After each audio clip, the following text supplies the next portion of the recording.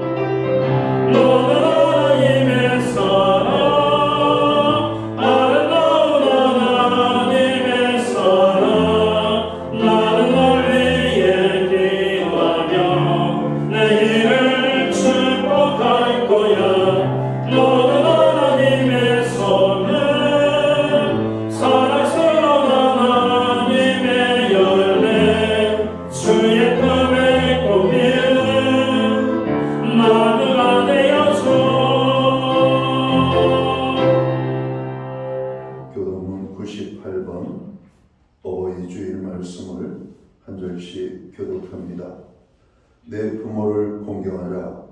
그리하면 내 하나님 여호와가 네게 준 땅에서 내 생명의 길이라. 내 아들아, 내 아비의 훈계를 들으며 내 어미의 법을 떠나지 말라. 이는 내 머리에 아름다운 가며 내 목에 큰 사슬이라. 너를 낳은 아비에게 청종하고 내 늙은 어미를 경히 여기지 말지니라.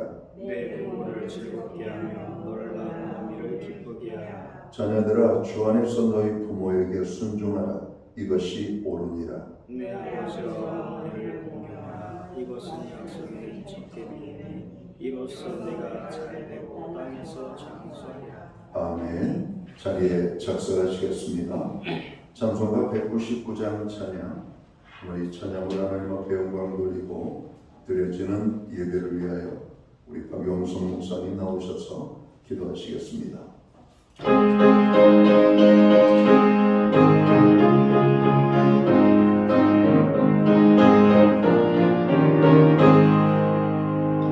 나의 사랑하는 제 기억에 여졌으나 어머니 내 무릎 위에 앉아서 재미있게 듣던 말 그때의 지금도 '내가 잊지 않고 기억합니다.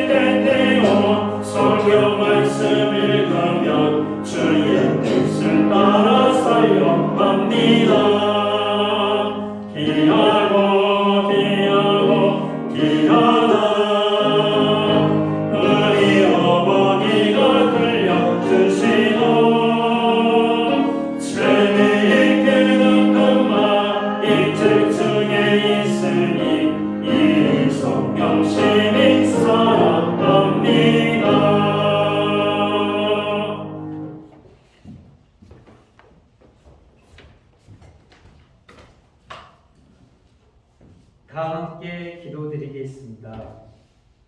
크신 사랑으로 구원하시고 심판하시는 하나님 아버지를 찬양합니다. 오늘 저희는 어버이 주일을 맞이하여 예수님의 크신 사랑과 은혜에 감사하며 이 자리에 모였습니다. 아버지, 저희를 세상에 보내주시고 기여한 부모님을 통해 사랑과 헌신을 배우며 성장할 수 있도록 인도해 주신 은혜에 진심으로 감사드립니다. 하지만 돌아보면 저희는 때때로 부모님의 그 크신 사랑을 당연하게 여기고 그 은혜에 감사하지 못했던 어리석음을 용서하여 주옵소서. 오늘 예배를 통해 저희는 부모님께 감사와 존경을 표하며 그 사랑에 더 깊이 감사하는 마음을 갖게 하여 주옵소서. 무엇보다 부모님의 노고를 기억하고 그 헌신에 진심으로 감사하며 이제는 저희가 부모님을 섬기며 봉양하며 그 삶에 기쁨과 평안을 더해드릴 수 있도록 저희에게 사랑과 능력을 더하여 주옵소서. 하나님 아버지, 대선이 한 달이 남지 않았습니다. 저희가 대통령을 뽑을 때 인간적인 생각과 이념에 따라 뽑지 않게 하옵소서. 조금 더 성경적인 공약이 있는 사람을 뽑게 하여 주옵시고 자유라는 명목으로 말씀에 위반된 동성애 합법화를 시도하거나 복음을 전하는 데 제한하려는 후보자는 저희가 뽑지 않도록 하옵소서. 한번 법이 정해지면 바꾸기 힘들다는 것을 알고 성령님, 저희가 잘 분별하여 투표할 수 있는 지혜를 주시기를 간구합니다. 주님, 주님의 자녀들의 가정 안에 있는 모든 문제와 어려움을 주님께 맡기게 하옵소서. 경제적인 어려움, 건강의 문제, 관계의 갈등 등 저희 힘으로 해결할 수 없는 모든 문제들을 주님께서 친히 간섭하시고 해결하여 주옵소서. 주님의 평화가 성도들의 가정에 가득하게 하시고 서로 믿고 의지하며 살아가는 복된 가정이 되게 하여 주옵소서. 하나님 아버지, 전도의 문을 열어주옵소서. 저희가 만나는 모든 사람에게 예수님의 사랑을 전할 기회를 허락하시고 그들의 마음같이 복음의 씨앗을 받아들일 수 있도록 부드럽게 변화시켜 주옵소서. 저희의 말과 행동을 통해 예수님의 사랑이 드러나게 하시고 저희 삶 자체가 복음의 증거가 되게 하여 주옵소서. 오늘 하나님 말씀을 전하시는 담임 목사님께 지혜와 명철을 부어 주옵소서. 그 말씀을 능력 있게 선포하게 하여 주옵소서. 또한 선포되는 말씀을 통해 저희들이 은혜를 받고 효도하고 믿음에 성장하며 삶의 변화를 경험하게 하여 주옵소서. 우리 목사님, 사탄의 어떤 공격과 시험으로부터 굳건히 지켜주옵시고 늘 깨어 기도하며 주님과 동행하여 하시고 맡겨진 사명을 충성스럽게 감당할 수 있도록 인도하여 주옵소서. 감사드리며 사랑으로 안아주시는 예수님의 이름으로 기도드리옵나이다. 아멘.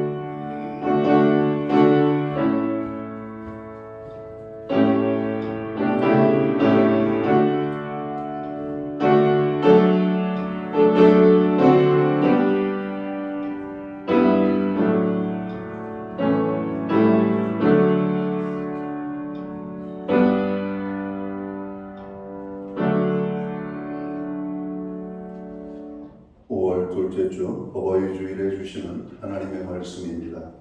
함께 오실 주의 말씀은 구약 성경 936면 잠언 23장 22절 말씀에서 25절까지의 말씀입니다. 찾으신 말씀을 한 절씩 교독하는 방법으로 말씀을 봉독하겠습니다. 제가 먼저 잠언 23장 22절 말씀을 봉독합니다. 너를 낳은 아비에게 청종하고 내 늙은 어미를 경히 여기지 말지니라.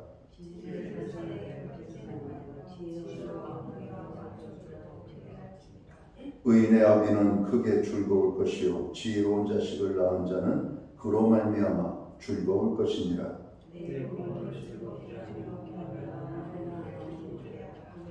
아멘. 찬송가 215장 찬양.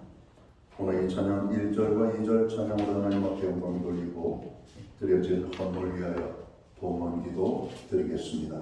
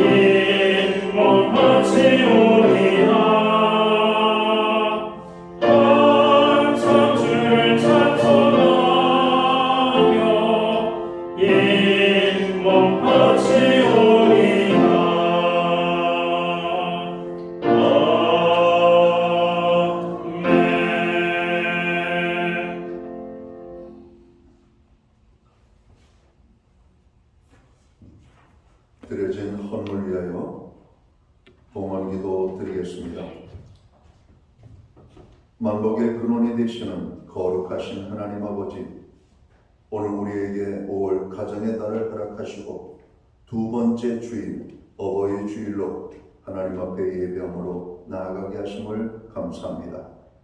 이 자리에 모인 주의 백성들을 통해서 영광을 받아 주시옵고, 특별히 우리가 드리는 이 예배가 신령과 진정으로서 드려지는 예배 되기를 원합니다. 하나님, 우리의 예배를 통하여 영광을 받아 주시옵소서. 예배하는 하나님의 사람들 한 사람 한 사람을 기억하시고 저들을 축복해 주시옵소서. 평강을 주시고 제사함을 주시고 하나님의 능력과 풍성한 은혜를 부어주셔서 우리가 힘을 얻고 또 세상을 이기며 믿음으로 승리하며 살아갈 수 있도록 저희들을 주장하여 주옵소서. 베풀어 주신 주님의 사랑과 은혜를 다시 한번 기억하며 감사의 고백으로 나아갑니다. 고백으로 드릴 뿐만 아니라 정성된 헌물로 봉헌의 헌물을 드리오니 이 예물을 받아 주시옵소서.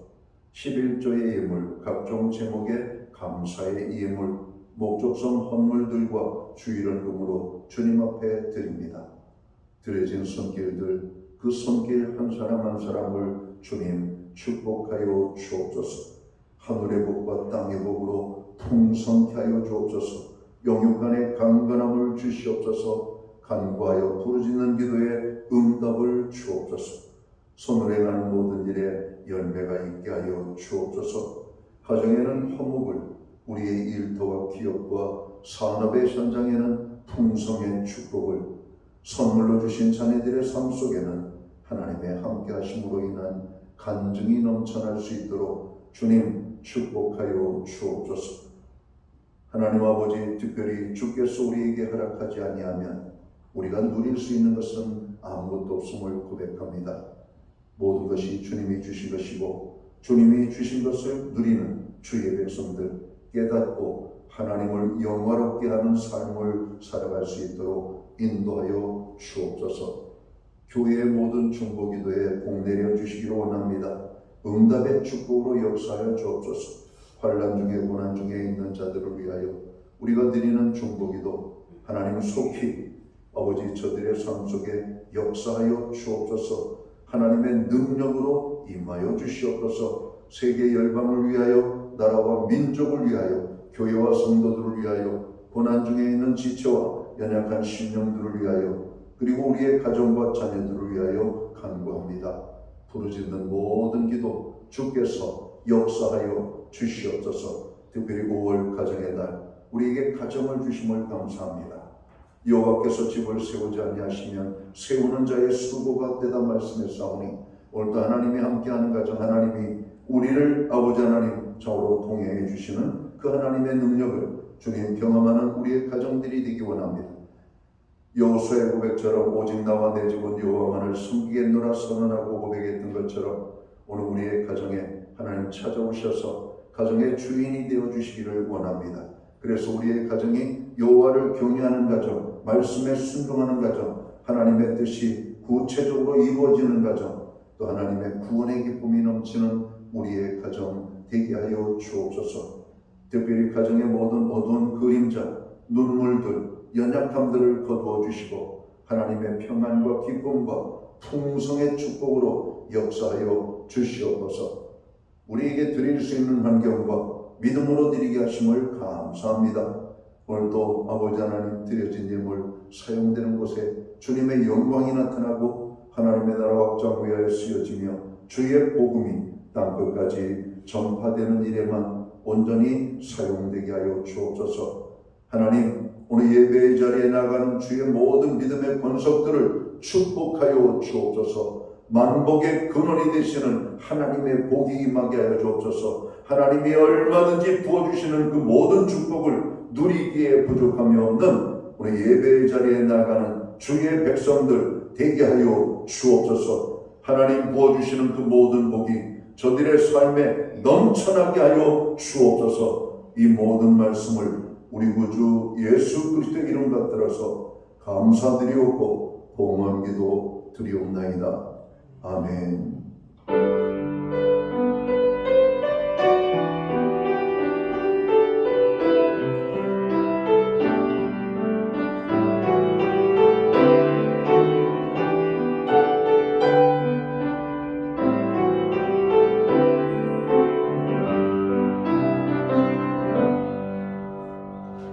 저는 시는 교회를 대신해서 5월 둘째 주 거룩한 주일 예배에 참여하신 모든 교우들을 환영합니다. 그리고 오래간만에 나오신 분들을 환영하고 가정에서 영상으로 이 예배에 참여하는 모든 믿음의 권속들에게 주님의 사랑과 평안으로 모난의 행사를 드립니다. 우리 옆에 계신 분들, 앞뒤에 계신 분들 서로를 축복하는 사랑의 행사 함께 나누도록 하겠습니다. 반갑습니다. 축복합니다. 주의 은혜가 함께하는 복된 예배의 자리가 되기를 간절히 바랍니다. 예배의 회복이 삶의 회복입니다. 힘들고 어려울 때일수록 더욱더 예배에 힘쓰는 저희들이 되어야 되겠습니다. 교회 모든 중보기도에 늘 기도할 때마다 함께해 주시기를 바랍니다. 개인적으로 건강 때문에 어려움 당하는 분들이 많습니다. 개인 건강관리 특별히 유의하시기를 바랍니다. 하나님께서 우리에게 믿음의 축복도 주시지만 이런 육신의 축복도 우리가 누리기를 원하시거든요. 우리가 영적으로 복을 받으려면 하나님을 찾아나가는 것처럼 육신의 건강도 우리가 열심히 관리를 해야 되겠습니다. 잘 자고 잘 드시고 또 운동도 열심히 해서 하나님 주신 몸 건강하게 잘 유지해서 주님 앞에 서는 그날까지 우리가 힘써서 일하는 하나님의 일꾼들이 되기 위하여 건강관리를 해야 되겠습니다. 가정의 달입니다. 가정의 구원과 또 가정의 화목을 위하여 기도하시기 바랍니다. 오늘은 저희들이 어버이 주일로 보내고 있습니다. 부모님의 은혜에 감사하고 효도하는 모든 성도들이 되시기를 바랍니다. 나라를 위하여 기도해 주시기 바랍니다. 6월 3일 대통령 선거가 있습니다. 또 산불로 인한 피해가 정말 너무나도 크고 아프게 여러분에게 남겨져 있습니다. 고통 중에 있는 분들 속히 회복을 위하여 기도해 주시기를 바랍니다. 교회는 매주 수요일마다 온라인 성경 공부를 제공하고 있습니다. 금주는 신앙에 대한 주제를 가지고 공부하도록 하겠습니다. 오늘은 어버이 주일을 맞이해서 헝가리 목장에서 점심 식사를 준비해 주셨습니다. 또 점심 식사도 맛있게 해주시면 좋겠습니다. 기타 다른 교회 소식은 주보를 참고해 주시고 여러분 기도할 때마다 교회를 위하여 또 영적인 지도자를 위하여 기도해 주시기를 바랍니다. 오늘 우리는 구약성경 잠언 23장 22절 말씀에서 25절까지의 말씀을 봉독을 했습니다. 이 말씀을 중심으로 이렇게 효도하며 삽시다 라는 제목으로 함께 은혜의 말씀을 나누고자 합니다. 성경에서는 효도에 대하여 어떻게 말씀하고 있습니까? 성경에서 효는 10계명 중 사람에게 대한 계명 중에서 가장 먼저 나오는 계명입니다. 이 효도의 계명은 도적질하지 말라, 간음하지 말라, 살인하지 말라는 계명보다 더 강조되는 계명으로 앞서서 우리에게 말씀하고 있다는 것이죠. 오늘 이 말씀을 통해서 부모님에 계신 분들은 하나님의 말씀에 따라 더욱 효도를 할 수 있기를 바랍니다.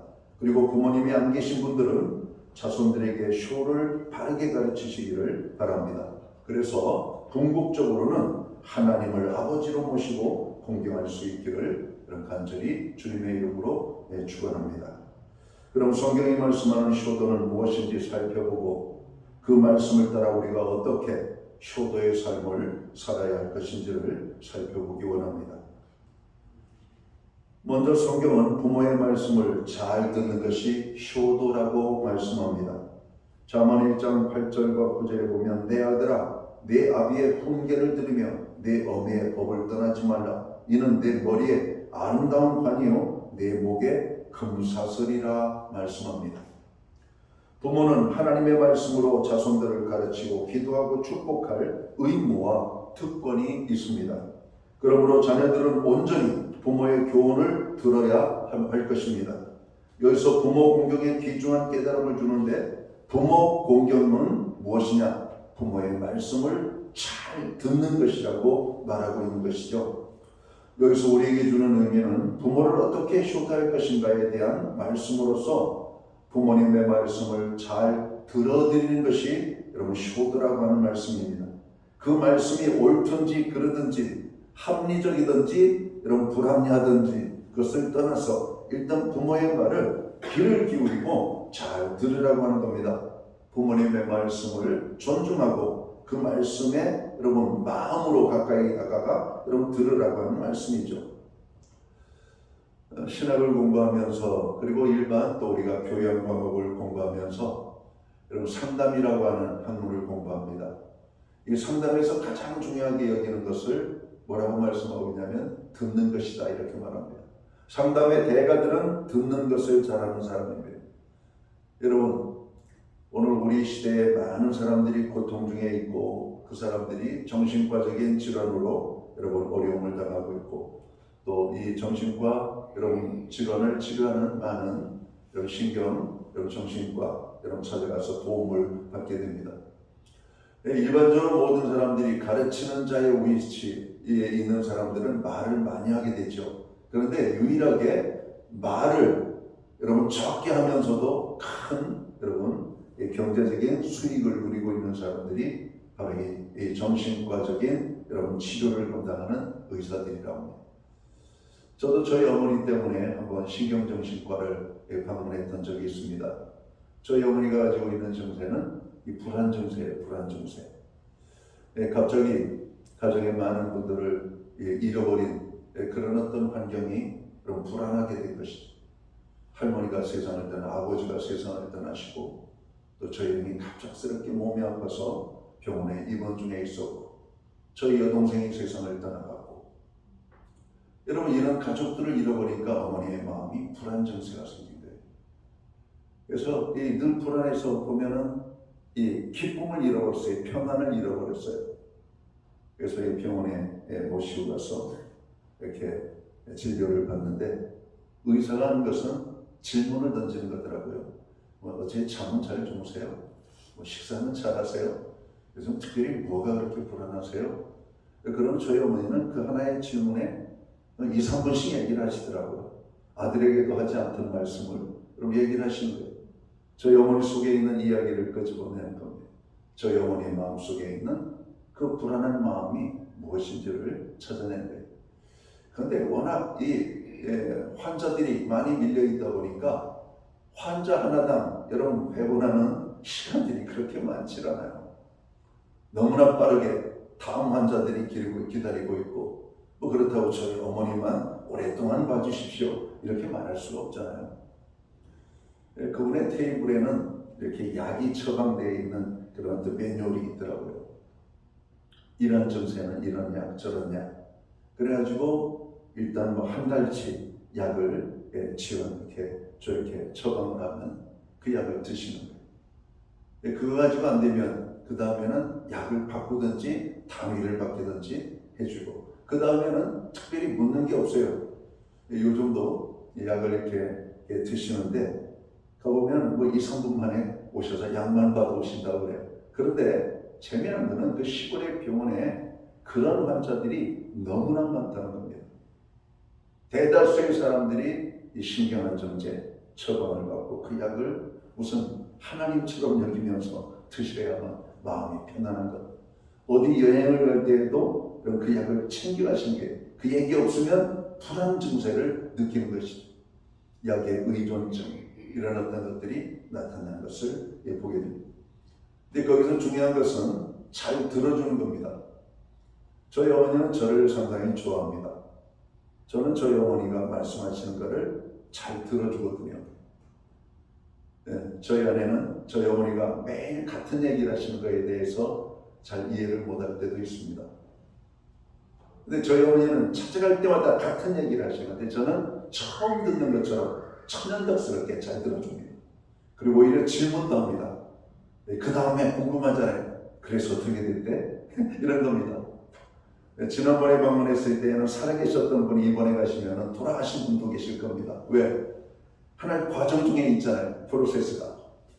그러면은 그 이야기를 하는 거예요. 그런데 저는 궁금하지도 않고 저는 오직 저희 어머니 이야기를 듣기를 원하지만 저희 어머니는 저에게 동네 소식을 알려주는 하나의 어떤 그 역할을 감당하시는 것 같아요. 아주 즐거워하십니다. 질문을 던지면 좀 대답을 잘하시고 저희 형수님이 그러세요. 아들이 오시니까 어머니 얼굴이 달라졌다는 거예요. 그리고 평상시 잘 말씀도 안 하시는 분이 대화가 많아졌다는 겁니다. 여러분 그래요. 가정에서도 누군가는 어머니의 이야기를 잘 들어주는 사람이 있어야 됩니다. 바쁘잖아요. 집안에 식구들이 함께 산다고 여러분 이야기를 들어주는 게 아니에요. 그냥 밥 먹고 눈 보고 일상적인 질문 던지고 여러분 각기 자기의 삶을 살아가는 것이 오늘 현대인들의 모습 아닙니까? 여러분 자녀들하고 깊이 대화해 본 적이 언제입니까? 뭐 자녀들하고 깊이 대화를 한다고 여러분 노력을 한들 아이들이 마음문을 열어줍니까? 귀찮아하죠. 왜? 안 통한다는 겁니다.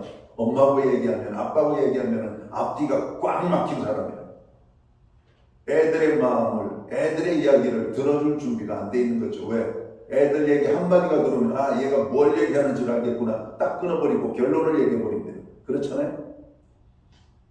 아이들은 그냥 얘기하고 싶은 거예요. 여러분 친구들하고 이야기하는 거 보세요. 30분도 좋고 1시간도 좋고 2시간도 좋잖아요.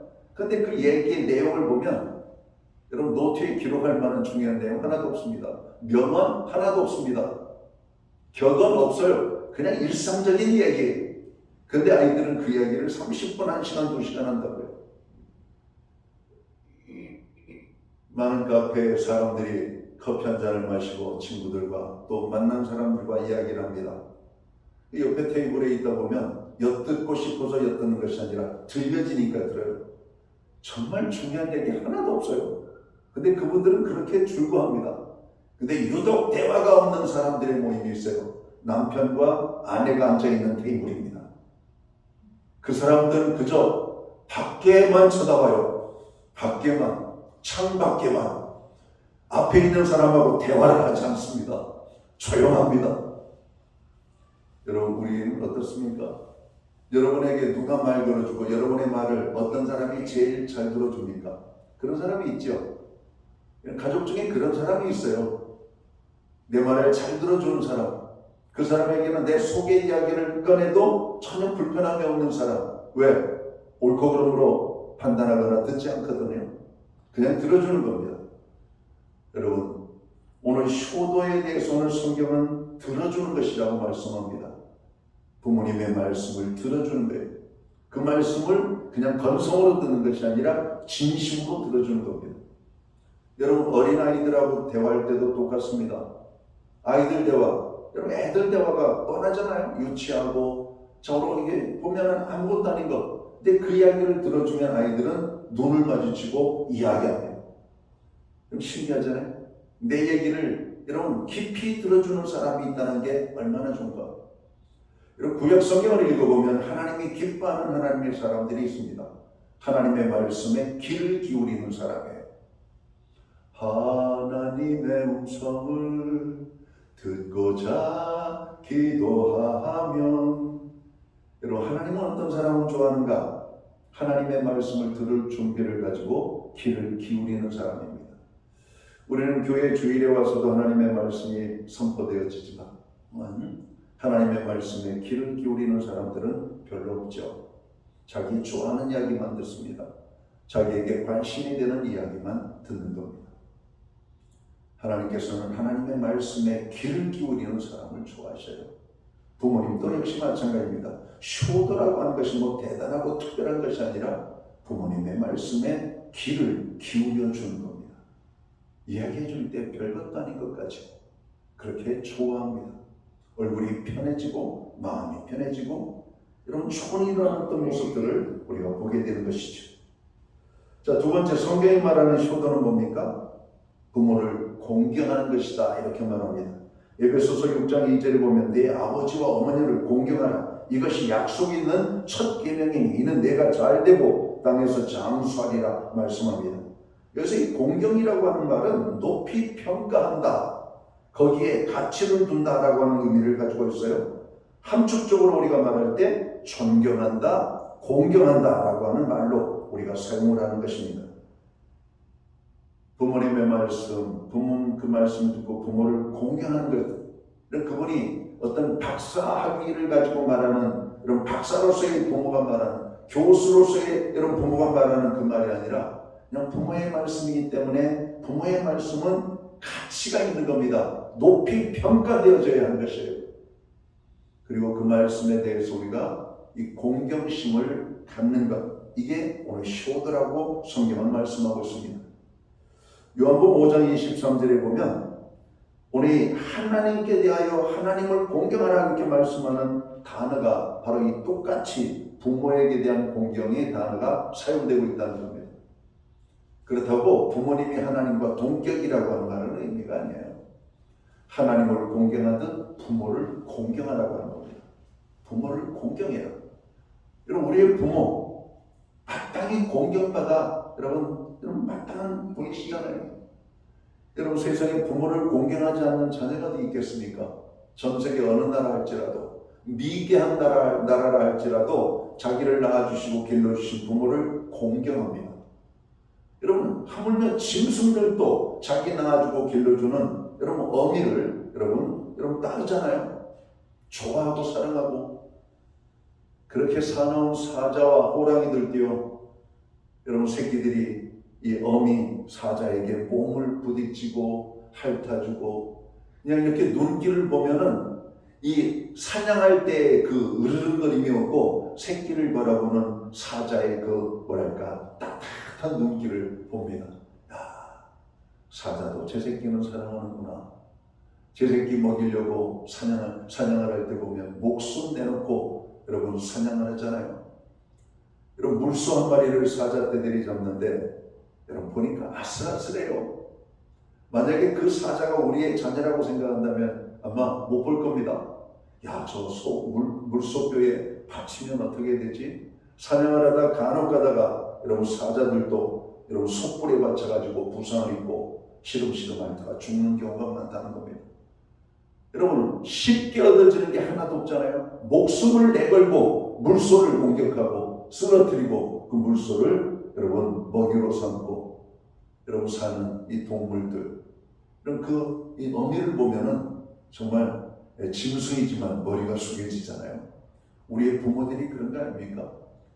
여러분, 낳아주신 것만이 아니라 가르치기 위하여서 당신 자신은 자기도 못하고 먹지도 못하고 입지도 못하고 누리지 못하고 쉬지도 못하고 이른 아침부터 저녁 늦은 시간까지 애쓰고 애쓰신 분이 우리의 부모 아니에요?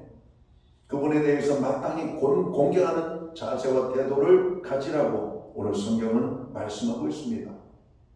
세상에 어떤 부모도 자식이 공경하지 않는 부모는 없을 겁니다. 하나님을 공경하듯 부모를 공경하라고 말씀을 하고 있는 것이죠.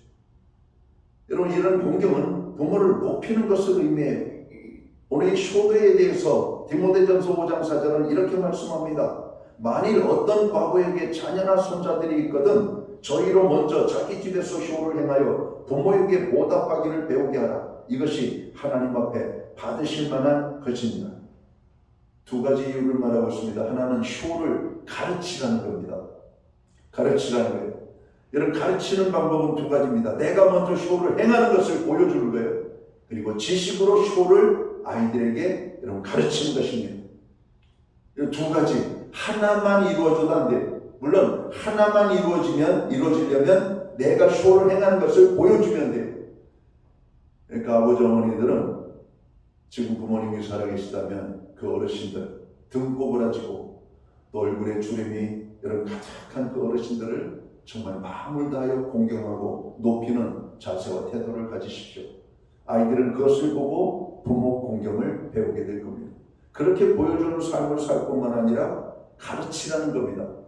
가르치라는 거예요. 왜냐하면 이것은 그 자녀를 위하여 우리가 아주 좋은 것을 행하는 것이기 때문에 그래요. 왜? 이것은 하나님이 우리에게 주신 말씀이고 부모를 공경하는 자에게는 하나님이 복을 약속하고 있기 때문에 그렇습니다. 여러분, 우리의 자녀들이 하나님의 복을 누리게 하는 것, 여러분 부모의 여러분 당연한 바람 아닙니까? 부모가 줄 수 있는 축복이 여러분 제한되어 있잖아요. 여러분, 주고 싶어도 어떤 때에는 줄 수 없는 것들이 너무나 많잖아요. 여러분, 우리 아이들에게 아름다운 미래 줄 수 있습니까? 우리의 자녀들 장래적인 삶에 여러분 형통을 줄 수가 있습니까? 여러분, 부모지만 줄 수 없는 거예요. 우리가 조그만 물질이나 관심은 줄 수 있지만 우리의 아이들 장래 형통과 저들에게 평안함과 이런 미래에 대한 삶의 보장을 우리는 줄 수가 없어요. 돈을 많이 물려주면 미래까지 된다고요? 그 돈 몇 년이나 갈지 알고 그렇게 장담하십니까? 여러분 옛날도 그러잖아요. 옛날 어르신들 부자도 망한다는 거예요. 여러분 망하는 거 봤잖아요. 지금도 시골에 가면 옛날에 잘 살던 분들이 못 살게 되고 옛날에 못 살던 사람이 잘 살아서 이런 고향을 지키고 있는 모습들을 보잖아요. 여러분 부가 얼마나 가겠어요? 여러분 부를 물려준다고 미래가 보장될까요? 그렇지 않아요. 하나님의 복을 받는 방법을 알려주면 아이들은 하나님의 복을 누리게 돼 있어요. 어려서부터 주일 성수를 가르치고 하나님을 예배하는 삶을 가르치고 하나님을 높이는 삶을 가르치고 하나님의 말씀 앞에 아이들을 보내기만 하면 아이들은 효자효녀로 큽니다. 왜? 하나님의 말씀이 뭐라고 말합니까? 주 안에서 내 부모를 공경하라. 하나님의 말씀이 그렇게 말하고 있는데 누가 그 하나님의 말씀을 거역을 하겠어요? 거부감도 없어요. 세상 사람들이 그냥 말할 때는 거부 반응이 생깁니다. 당신은 그래서 부모님에게 잘하고 있습니까? 내가 그렇게 못 살았기 때문에 그렇게 말하는 것. 아니 그러면 남의 삶에 이래라 저래라 하지 마셔요. 요즘 사람들이 그렇게 말하잖아요.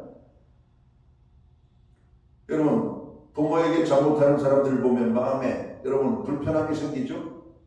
돌이켜 나는 내 부모에게 대해서 어떻게 대하고 있는지를 한번 돌아보십시오. 우리가 그 사람들에게 뭐라고 할 만한 그런 위치에 있는가, 그런 삶을 살고 있는가를 쉽게 돌아볼 수가 있습니다. 여러분 오늘 하나님께서 우리에게 말씀하시는 것이 뭡니까?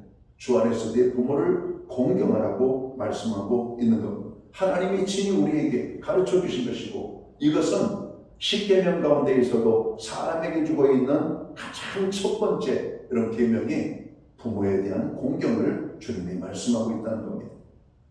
여러분 성경에 보면 여러분 공경하는 자에 대한 축복을 말씀하고 있을 뿐만 아니라 부모를 공경하지 않고 효도하지 않는 자에게 하나님의 저주가 있음을 여러분 강하게 표현합니다. 출애굽기 말씀을 보면 아주 무서워요. 출애굽기 21장 15절을 보면 자기 아비나 어미를 치는 자는 반드시 죽일지니라. 이걸 폐륜이라고 그러죠. 폐륜. 요즘 우리 사회에도 보면 형제에게 주먹질을 날리고 부모에게 여러분 손찌검을 하는 자녀들이 있다고 해요. 세상에 부모를 때리는 자녀가 어디 있습니까?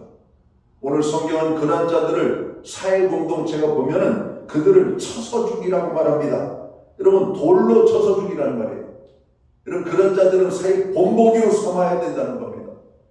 여러분 우리 사회가 별의별 범죄들이 다 일어나고 있잖아요.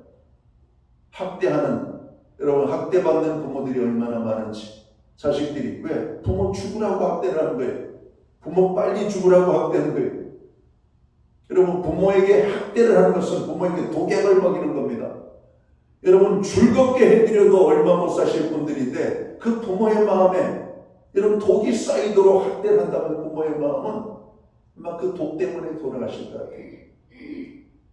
여러분 부모가 무슨 잘못이에요? 여러분 부모가 자식 잘 되라고 평생을 열심히 살아온 거 그거밖에 없잖아요. 그런 부모들을 학대한다? 성경은 그들을 죽이라고 말합니다. 출애굽기 21장 17절에 보면 그 아비나 어미를 저주하는 자는 반드시 죽일지니라. 여러분 부모를 치는 자도 죽이지만 부모에 대해서 불평불만을 말하는 사람을 죽이라는 겁니다. 요즘 우리 사회에 그런 사람들이 얼마나 많아요. 부모님이 나에게 해준 게 뭐가 있어요? 부모님이 나에게 다른 집들은 다 이렇게 가난한 집에 태어나서 가난하게 아무것도 해주지 못하고 부모의 마음에 그냥 대못을 꽝꽝꽝 때려박는 이런 악한 말, 부모의 마음을 아프게 하는 이런 저주하는 말을 여러분 행하는 자를 성경은 죽이라고 말합니다. 잠언 30장 17절에 보면 아비를 조롱하며 어미 순종하기를 싫어하는 자의 눈은 골짜기에 까마귀에게 쪼이고 독수리 새끼에게 먹이리라. 여러분 부모를 경멸하는 눈으로 쳐다보면 그 눈을 여러분 새들이 와서 쪼아먹을 것이라고 말씀하는 겁니다. 여러분 우리 사회에 그런 사람들이 많아요. 부모를 높일 줄 모르고 공경할 줄 모르고 청중할 줄 모르고 부모를 무시하는 사람들, 경멸하는 사람들, 부모를 함부로 대하는 사람들이 얼마나 많은지, 오늘 그런 자들에 대해서 오늘 성경은 죽이라고 말합니다. 이 원리는 육신의 부모나 믿음의 부모나 영의 아버지 하나님에게나 마찬가지입니다. 노아의 자손들 이야기가 성경에 기록되어 있죠. 세 아들 중에 두 아들은 효심이 깊은 아들이었고, 한 아들은 아버지의 부끄러움을 온 세상에 까발리고 돌아다닌 사람입니다. 아버지의 허물을 감춰줬던 두 아들은 하나님이 복을 내리셨고, 아버지의 허물을 들추고 아버지의 부끄러움을 세상에 사람들에게 가십거리로 삼고 말한 이 불효자는 저주를 받았다라고 말합니다. 그게 함이죠. 함은 하나님 앞에 저주를 받았다 이렇게 말합니다. 성경의 원리는 부모를 공경할 때 하나님이 복 주시고, 부모에게 공경하지 않으면 하나님의 저주가 임할 것이라고 말씀합니다. 그러니까 우리는 하나님의 복을 받기 위해서도 효도를 가르쳐야 되고, 여러분 부모를 공경하는 자에게는 하늘의 하나님께서 우리를 갚아주신다라고 하는 그 믿음을 가지고 부모를 사랑하고 공경하는 저희들이 되어야 된다는 겁니다. 시대는 점점 좋은 세상이 되고, 여러분 정말 세상이 편리해졌지만 가정의 분위기는 점점 험악해지는 것 같습니다. 이제는 부모와 자식 간에 여러분 교제가 단절되고 있는 그런 가정들도 많다고 그래요. 귀찮게 여기는 존재. 요즘 이 부모들과 자녀들 사이에 이 요양원 문제로 부딪히는 가정들이 많다고 합니다. 부모님은 요양원에 안 가고 싶어 하시고, 자녀들은 자기들이 해줄 수 있는 방법이 별로 없고 하자니 힘이 들고 그렇게 환경도 안 되고, 그러니까 울며 겨자 먹기로 부모를 요양원에 모셔드리는 겁니다. 그런데 이 요양원에 돈 많은 사람들이 하는 얘기예요. 요양원에 있으면서도 행복한 요양원 생활을 하시는 부모님이 있고, 점점 어두워지고 쓸쓸해지고 웃음기를 잃어버리는, 생기를 잃어버리는 이런 부모들이 있다는 겁니다. 자주 부모를 찾아오는 자녀들이 있는 요양원 생활하시는 분들은 밝아지고 있다는 거예요. 왜? 편안한 거예요. 자기들도 자녀에게 부담을 안 주고 고통을 안 주고 요양원에서 지내면서 자식들이 자주 오니까 집에 있는 것과 똑같은 거예요. 여러분 시골에 계신 어머니들, 여러분 도에 어떤 도시에 나가 사는 자녀들 1년에 몇 번이나 방문 받을까요? 혹시 우리들 자신에게 한번 물어보십시다.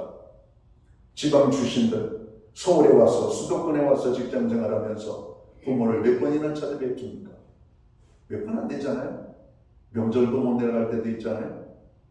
여러분 시간이 없는 거예요. 물질도 그렇고 여러 가지.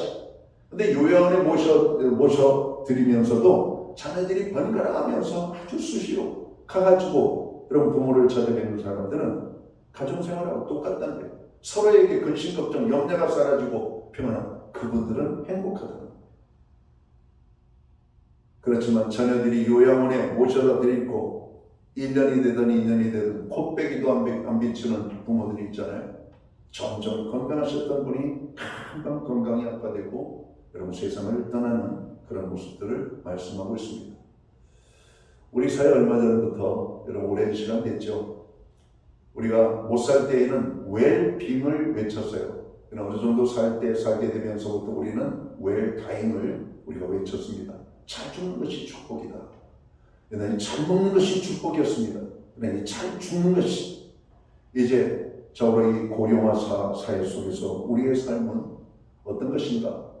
우리가 한 번도 이러한 어떤 사회적 현상을 경험해 본 적이 없잖아요. 물론 성경에 보면 고조할아버지 950세, 증조할아버지 870세, 우리 할아버지 600몇 세, 뭐 이러면서 막 그냥 이 900세 가까이 살 때 아마 이때는 어떻게 살았는지 지혜를 좀 배워야 되는데 기록이 잘 안 나와요, 이게. 기록이. 요즘 우리 저로 이 유사일에 성경 다음에 900세 살던 그런 어떤 시대 다음에 요즘처럼 우리 인간이 이렇게 장수하는 시대를 처음으로 경험해보고 있잖아요. 그렇죠? 그래도 증조보기가 쉽지 않아요. 고조보기 쉽지 않아요. 장수시대지만 저희 외할머니는 거의 고조를 보실 뻔할 때까지 장수를 하셨습니다. 그 옛날에 90세 가까이까지 사셨어요. 일찍 결혼했고 일찍 자녀를 낳고 증손이 결혼해서 자녀를 낳은 아이가 이제 태어나면 고손 아닙니까? 바로 그 직전까지 가셨는데 고손은 못 보고 들어가셨어요. 여러분 우리가 함께 더불어서 살아가는 이런 어떤 삶의 지혜를 배우는 것이 좋은 것인데 오늘 성경은 그 시대적인 환경과 모습은 다를지라도 그 내용에 있어서는 부모에 대한 공경심을 갖고 살아가는 것이 하늘의 복과 땅의 평안을 누리며 우리가 정말로 복된 인생을 살아가는 그런 존재라고 오늘 성경은 말씀하고 있습니다. 부모를 공경하는 것 당연한 것입니다. 특별히 우리 예수 믿는 사람들은 예수가 없는 사람들과는 여러분 비교가 되어야 되는데 바로 이 효도하는 데에서도 믿지 않는 사람들보다도 믿는 우리들이 더 효도해야 되는 삶을 살아야 될 것이라고 하는 겁니다. 자, 오늘 마지막으로 오늘 우리가 효도적인 삶을 살아가는데 이 효도적인 삶이 어떤 것인가? 오늘 우리가 읽은 본문입니다. 오늘 이 잠언 23장에 있는 말씀을 보면 내 부모를 기쁘게 해드려라, 즐겁게 해드리라 하는 이런 말씀이죠. 오늘 잠언 23장 25절을 보면 내 부모를 즐겁게 하며 너 낳은 어미를 기쁘게 하라고 말씀합니다. 그러기 위해서 우리는 하나님 앞에 지혜를 구해야 될 것입니다. 잠언 15장 20절에 보면 지혜로운 아들은 아비를 즐겁게 하여도 미련한 자는 어미를 업신여기느니라 말씀하고 있습니다. 잠언 23장 24절 우리가 읽은 본문이죠. 의인의 아비는 크게 즐거울 것이요 지혜로운 자식은 자식을 낳은 자는 그로 인하여 즐거울 것이니라 말씀합니다. 여러분 자식으로 인하여 부모가 여러분 기쁘게 사실 수 있는 것은 아주 귀한 것입니다. 자녀가 죄를 짓고 여러분 고난 중에 있으면 어느 부모가 자식의 고통받는 것으로 인하여 즐거워하겠습니까? 여러분 우리 사회에 여러분 많은 사람들이 성공을 향하여서 달려갑니다. 출세를 위하여 달려가고 돈 벌기 위하여 열심히 살아갑니다. 링컨은 그의 나이 아주 어렸을 때 9살 되던 해 어머니를 잃어버리죠. 그 어머니 낸시 여사가 링컨 그 어린 링컨에게 이런 얘기를 했다고 그래요. 링컨아, 엄마는 너와 오랫동안 함께하지 못하지만 내게 꼭 해주고 싶은 말이 있다. 그러면서 한 말이 부자나 높은 사람이 되려고 하기보다는 하나님의 말씀인 성경을 가까이 하고 성경을 읽는 사람이 되었으면 좋겠다. 이게 어머님의 유언이자 여러분 링컨에게 주셨던 말씀이었다는 거예요. 링컨은 이 어머니의 말씀을 평생의 가슴에 붙잡고 살아가는 말씀으로 받았어요. 그리고 링컨은 대통령이 되어서도 여러분 이 집무실에 성경책을 펼쳐놓고 기도실에도 성경을 가져다 놓고 그가 책을 보는 거실에도 성경을 가져다 놓고 특별히 어머님이 쓰시던 손때 묻은 그래서 어머니 줄겨 애독하던 성경 기자에 여러분 밑줄이 여러분 쳐져 있는 어머니가 읽으시던 그 성경을 평생에 살아가며 그 하나님의 말씀을 읽었다고 합니다. 미국의 이제까지 모든 대통령 중에 가장 존경받는 대통령이 여러분 링컨 대통령인 것을 우리가 너무나 잘 알죠. 어머니 그 말씀대로 링컨은 그 말씀을 새기고 하나님을 가까이 하고 성경을 읽는 대통령이 되었던 겁니다. 우리 박영성 목사님 오늘 믿음의 지도자가 세워지기를 기도했습니다. 여러분 그렇습니다. 우리가 정말 죄를 짓고 살아가는 사람들이 얼마나 많습니까? 죄를 짓고 가져다주는 물질 부모가 좋아할까요? 불법적으로 버는 걸 가지고 부모가 좋아할까요? 명예롭지 못한 명예 부모가 기뻐할까요?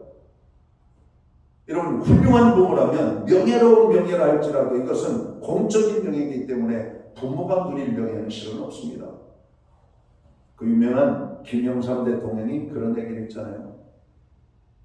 제일 먼저 대통령이 되고 아버지에게 여러분 대통령 당선 소식을 올렸을 때 아버지가 그랬다고 해요.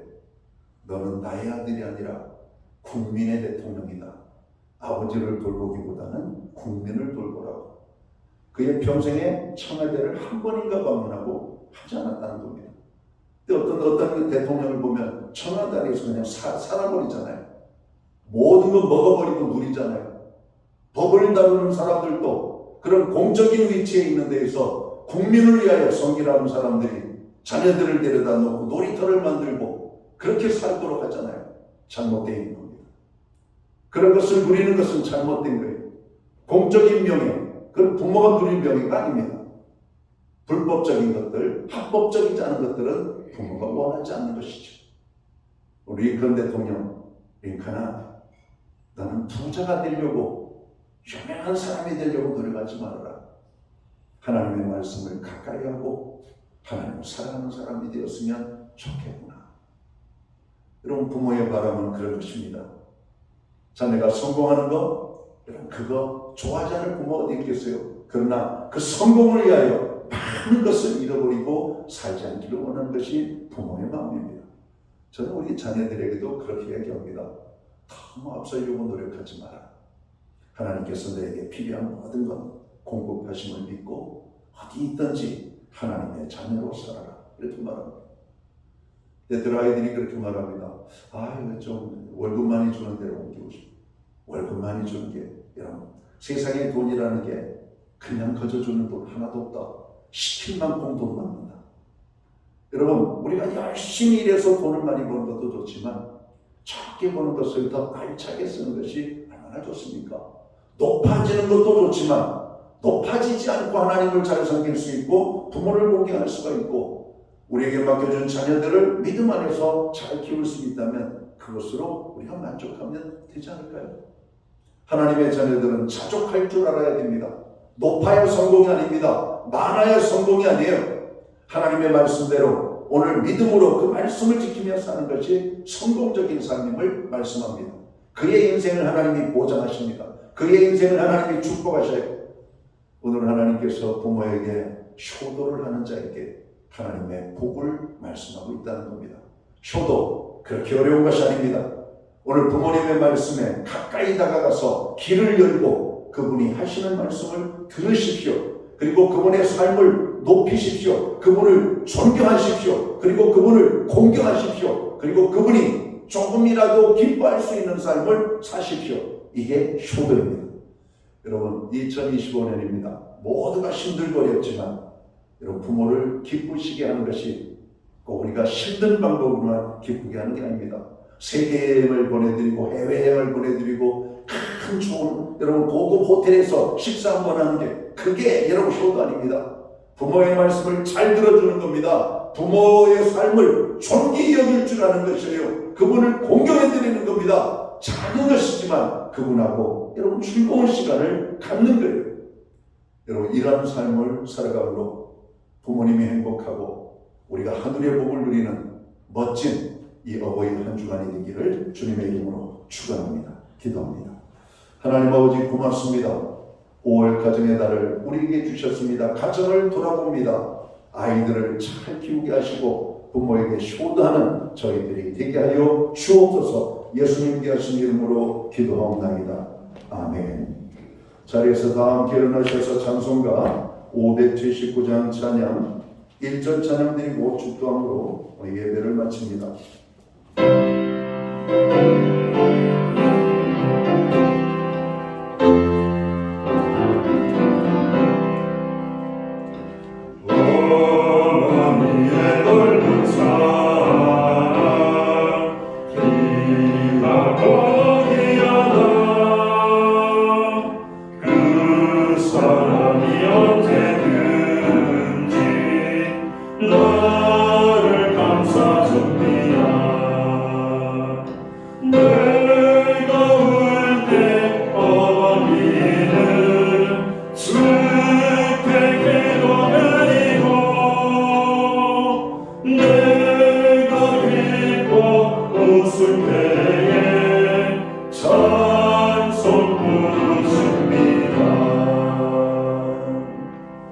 기도드리겠습니다.